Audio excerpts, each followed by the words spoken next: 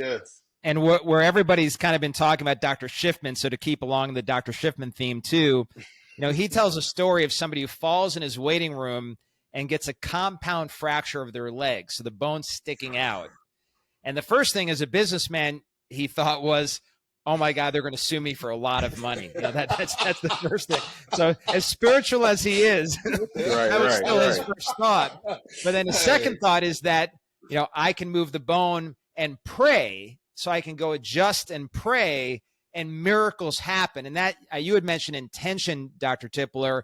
So whether it's an intention or just how we approach chiropractic, we know we adjust and transformation occurs. Adjust, and you could see radical healing. And then when you add the supernatural element that we're talking about here, where the power that made the body heals the body, that we move the bone, God does the healing, you never know what can go on here inside your clinic. So he adjusts this person and prays, and literally watches the bone go back into the skin, fuse and heal right before his eyes and everyone else in the waiting room that's concerned. And you just don't hear that in a conventional chiropractic clinic, but we know and believe it can happen. Yes. So my quick story was, when I opened, I expected miracle after miracle, transformation after transformation, cancers falling off, heart disease disappearing, lights coming back on to people that had Alzheimer's and dementia. That's what I went in expecting.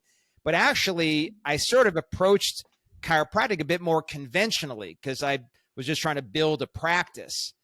And it just wasn't happening. And the practice was kind of struggling to take off like I wanted it. And finally, I realized something, that I had compromised my belief in Dr. Vaught's shirt. That I had gone down this very practical, more pragmatic road, when my belief was that God can come move through this clinic, bring the masses to it, and they would see miracles. They would see healing that they never believed in their lives could happen. So I had whiteboards in all the rooms. I erased all the stuff I had there about chiropractic and science, or whatever the latest promotion was, whatever was on the whiteboards, erased all 4 of these whiteboards and wrote on every one of them, the power that made the body heals the body, and it doesn't happen any other way. And underneath it, I move the bone, God does the healing. So my staff and even some of the patients were uncomfortable. Like, how could you do that? You're bringing religion into the practice. But I'm like, this is not religion.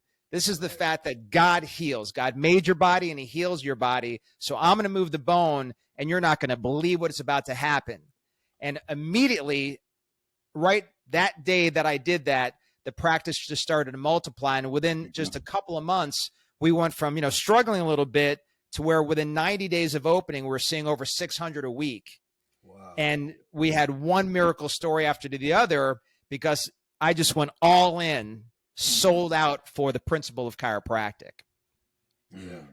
It's amazing how that happens. That's one of the things I love about chiropractic, and that really makes it unique within healthcare, right? Is the respect for what God created. And you don't see that, right, across healthcare. You don't see, I move the bone and let God do the rest, right? You don't see trusting what God created. You don't see that in healthcare, right? Everything is interventional. Everything is intervention. We want to get in and change things. We want to get in and disrupt things. We want to get in and make things work. And we see the result of that, right? We've seen the result of getting in there and trying to make the most complicated piece of machinery ever created since man has been on earth, right? And we see the results of that, and we see what happens.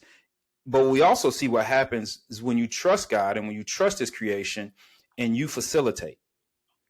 And when you facilitate, that's when those miracles happen. And that's when you see these amazing things happen, because we can't make them happen. And as soon as we remember that, and as soon as we act that way, and we act as if it's that way, then just the craziest things happen in your practice. Yeah. I'm sorry. Go ahead, Dr. No, I got a question. Go ahead and ask your question, Doc. You can ask. He won't be able to hold it in. He won't be able to hold it in. I can't, or I'm going to forget it. So, Dr. Lerner, do you just, with the greats like yourself and Dr. Schiffman and the docs that seen the thousands, man, like we want the profession to progress and move forward. And so did BJ and Didi. That's what they said. They wanted progression. I mean, they were using magnets and things like that, and then they had these elaborate facilities. How do we progress and not lose that passion, that fire, that I mean, these like we talked earlier, some of the students they're scared to say subluxation, which is the basis. That's like being a Christian and being scared to say hallelujah, because I mean, like you know what I mean? Like I'm sorry, Tiffany, you should just ask your question. Like, because I mean, how do you do that? Is that possible? Yeah, the issue is we've got to keep the chiropractic component of what we do pure and simple and powerful. Mm-hmm. So as we get into other things, so somebody might be doing functional medicine, somebody else might be doing regenerative medicine, somebody else might be doing soft wave or shock wave or decompression, but the chiropractic part has to stay pure and protected.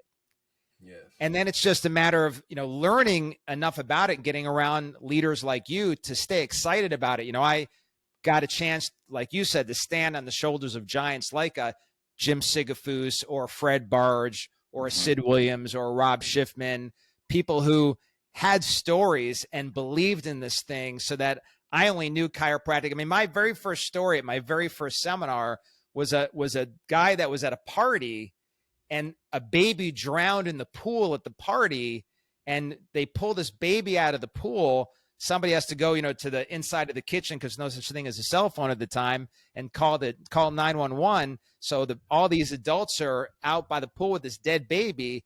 And this guy's like, so I knew what I had to do. I had to adjust the baby.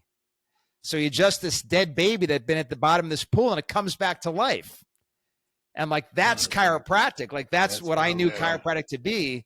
And then what was even crazier, he tells this story, and there's a whole like ruckus behind me in the back. This kid stands up, this first quarter student at life. It's the baby. That's crazy. So that's chiropractic, right? Like, it's just this supernatural, powerful thing.